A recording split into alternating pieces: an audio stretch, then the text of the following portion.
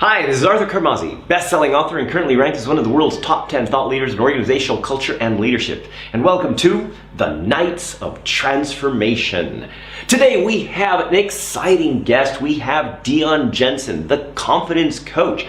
But developing confidence in people to literally transform organizational culture. Now, DION has been working on transforming organizational culture in a different method. Okay, you guys know about our Culture Revolution program where, you know, it's a bottom-up kind of thing. And but DION has got some really cool insights that I think are going to add to your ideas on how you can also transform your organizational culture. So DION, why don't you tell us a little bit about what you do with culture, and also DION just has gotten certified as a colored brain trainer, okay, and how maybe you could also, you're going to be incorporating some of this new knowledge into your corporate culture transformation stuff. Yeah, absolutely, and thanks for having me first of all, Arthur. And straight off the bat, you have to come and you have to get skills from people that are competent in those skills. So even though there's lots of people that have this desire to change corporate culture for the better, hopefully, not everyone is competent. And when you go into organizations, especially global organizations or multinational organizations, especially here in Asia Pacific, you've got to have the credibility and the qualifications and the evidence before anyone will even speak to you. But there's three main reasons why people will even come to us to change their corporate culture. One is if you've got a very conscious leader that understands that if you look after your people and you understand certain aspects of your business, you can have a positive corporate culture, lots of engagement, innovation, productivity, and therefore profit. Sadly, most organizations only come to us when they're tanking. Yes, isn't that true? Isn't it? Right? It's like, oh my gosh, we've got a problem. Yeah. Okay, somebody fix it. That's right. So it's the end of the financial year. We'll spend our training budget on, I have no idea why we got all these consultants in to do training, because it hasn't affected the bottom line at all because we're tanking. So they then come to a cultural transformation consultant, but they don't understand what that means. So it's still hidden under change management or business excellence, these sort of terms. So the vocabulary can really trip people up. So they will come to anyway, me. Just a second. Just, you know, one of the things, because a lot of people think change management and culture change are the same. No, I know that. But again, I mean, that's an important thing to make sure that people understand what exactly is the difference between change management and organizational culture. Well, I can change the batteries in my TV remote, or I can turn my TV remote into a spaceship and fly to the moon. That's the difference between change and transformation. I'm an Avalon, all right? I'm here with Arthur Carmazzi. My brain just been discombobulated and put back together with these other skills and perceptions that we have. So the difference between change is going from one state to another, all right? And change, and the other word at the moment is disruption in the marketplace. Right, yes. Got to go with the buzzwords. And the buzzwords, there we go. So now we've got change as disruption. So change is when things naturally occur, like the seasons. Seasons change, all right? When you go from one state to another. Disruption is when you cause change. Someone causes change on their agenda. So we can, having a military background, we can disrupt the enemy's communication. In business competition, I can disrupt your message to market by bringing out new technology. So change is natural, or it can be artificial, and disruption is when that is targeted for response. Transformation is when you pick that end state. When you decide the state that you want to be in, you put a plan in place to put those measurable steps so that you will come from this state through a process and transform into something else.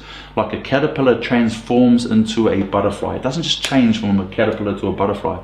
There is a whole process that happens. Mm-hmm. And that's what cultural transformation is in corporate culture, is you have a state that they're generally not happy with. Right. And that is generally they're losing money, all right? Because the purpose of business, revenue is the lifeblood, right? But people are the heartbeat. Absolutely. And also, one of the things about change management is that it also incorporates a lot of things that actually have nothing to do with people. They have to do with processes. But no, they're important. I mean, consolidating your supply chain and all these kinds of things are change management related things. And while they're important, sometimes people focus on just those things without actually focusing on the real people elements that drive those things. Absolutely. And this was an epiphany I had here on the course, because I increase confidence in individuals, teams, organizations, but I do that through increasing confidence in people, processes, or products.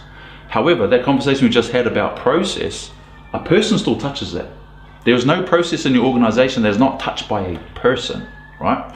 And if that process doesn't match how that person processes information, it's never going to work, and you can't do anything else. And when I learned through the scientific-based studies that we did here on colored brain, on how we're wired to process information for clarity, if you focus on the process instead of the outcome, you're always going to fail. Now see, I knew that without that language, without that proof. I knew through my whole 28 years from military into corporate that when I understood people, what made them tick and how to communicate with them, and I matched that with the vision and the mission statement, it always worked. But I didn't understand scientifically why it worked. And that's what I found out on this course.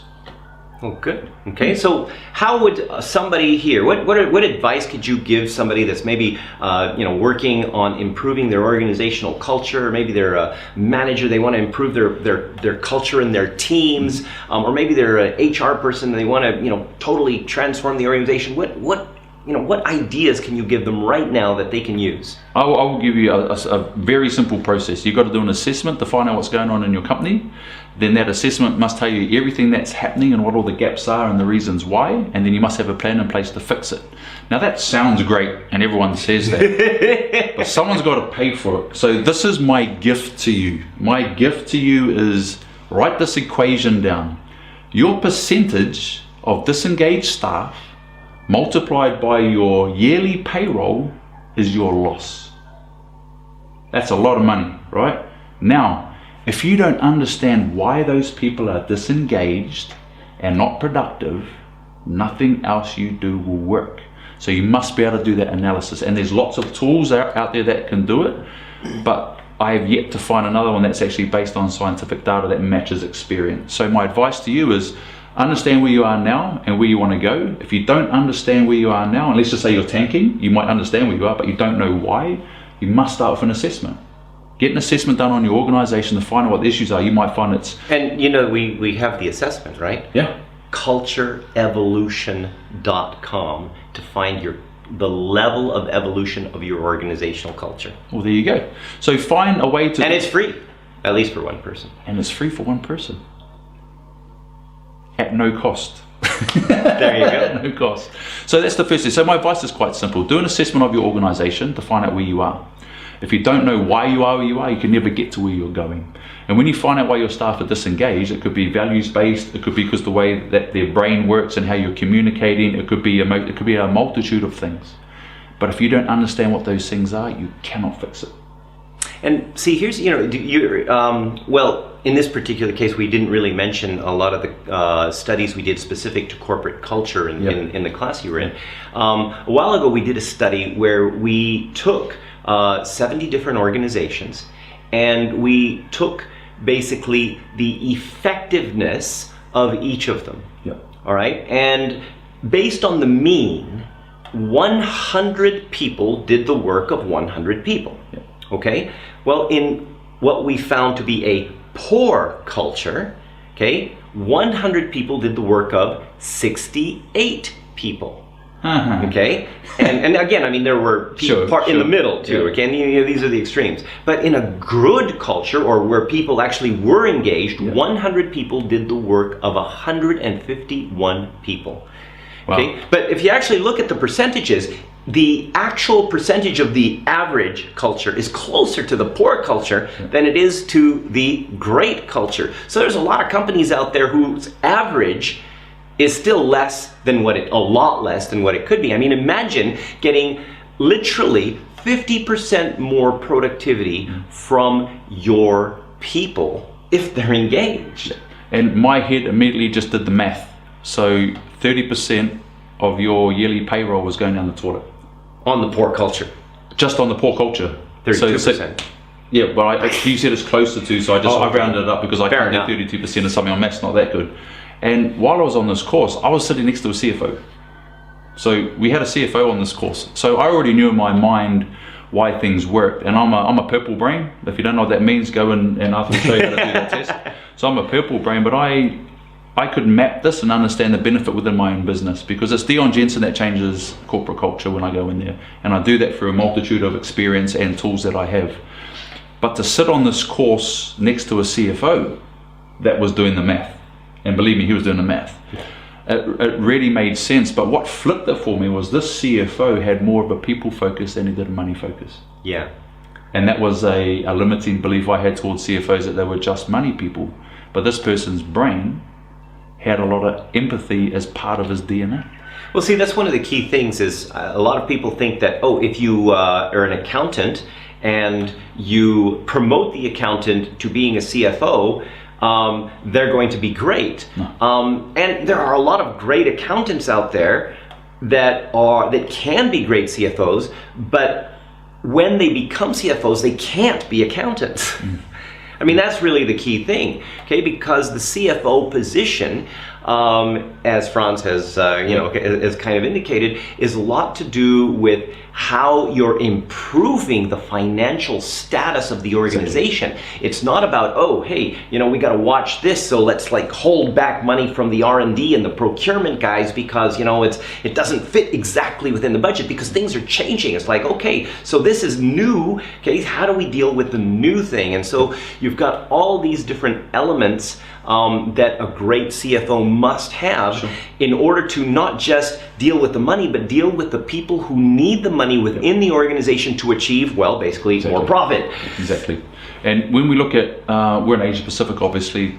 Startup capital of the world, right? So they're startup capitalists and venture capitalists and all, they can take an idea from concept to business and having profit within 4 to 6 months. That's how fast they can do it here in Asia.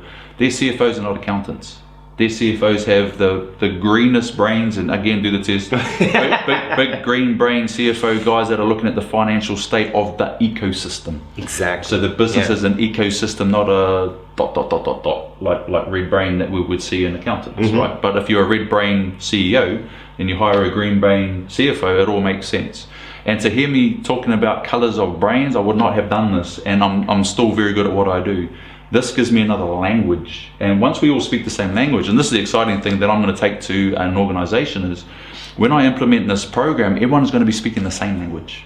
So you can imagine what it's like when you're managing, and I've been a regional operations manager for Asia Pacific across all these different countries and cultures and languages, just normally. And then within that, you've got corporate culture, then you've got brain language and heart language and everything else, right? But to have one organization across the globe speaking all their own languages in their own companies, but the corporate culture language is this, God, it makes things a lot easier to control and lead and manage. Excellent. Absolutely. Yeah. Okay. Well, is there any last words that you want to kind of give our audience, any new nuggets of wisdom, one last nugget of wisdom that is going to help them, do something amazing? People are more important than profit.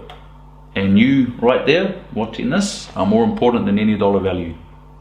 And if you make all your employees feel the same way, there is nothing they will not do. And the profit will come. Profit's a byproduct of awesomeness. Yes. Yes. So if I go into Avalon language, profit is a byproduct of awesomeness. If I go into business language, profit is the scorecard for making people's lives better. Yeah. I'll agree with that. Because engagement yields passion. Yeah. Passion yields innovation. Innovation yields the edge in a fast-moving business economy. Exactly. And when you can walk straight in the first meeting and show them the financial return immediately based on scientific studies from courses run by people that are CFOs and CEOs, and you can show a 38% engagement rate and a 42% implementation rate, then someone will pay for you to do it. So I know there's lots of hard people out there that want to do it, but they can't sell it to the boss to pay for it. Yes, you can if you speak his language. Absolutely. So this is Arthur Carmazzi and DION Jensen, wishing you great success.